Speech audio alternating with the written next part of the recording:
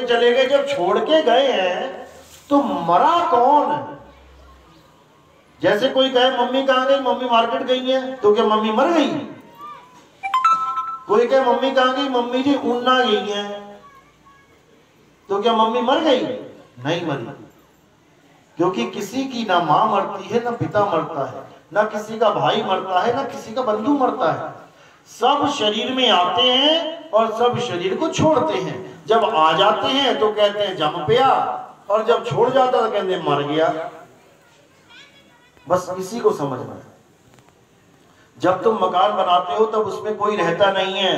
जब मकान बन जाता है, तुम रहने आते हो, तब लगता है कि मकान हरा भरा हो गया, मकान जीवित हो गया। मकान जीवित नहीं हो गया, मकान मुर्दा ही है।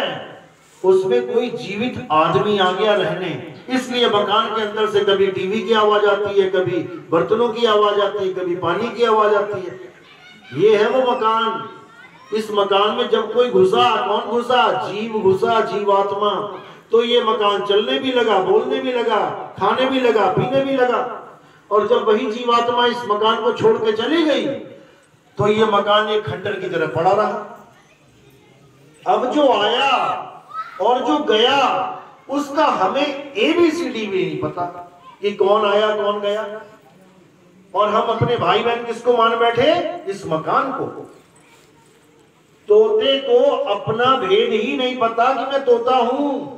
तोता अपने आप को पिंजड़ा मान बैठा है। ये पिंजड़ा है, 10 द्वारे का पिंजड़ा। ये 10 दरवाजे का पिंजड़ा है। कौन कौन से 10 दरवाजे हैं इसमें? 2 आंख, 2 कान, नाक, मुंह और 2 नीचे। 9 दरवाजे खुले हुए हैं। इसी में से सब जाएंगे।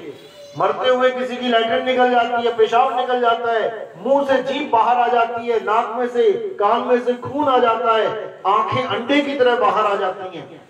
कहीं ना कहीं से तो निकलना पड़ेगा। तो 9 दरवाजों से निकलोगे, 1,84 में जाओगे, कुत्ता बिल्ली हाथी घोड़ा बनना पड़ेगा। और अगर 10वें द्वार से जाओगे तब ज्यादा से ज्यादा तुम्हें राजपाट मिल जाएगा, बड़े आदमी बन जाओगे।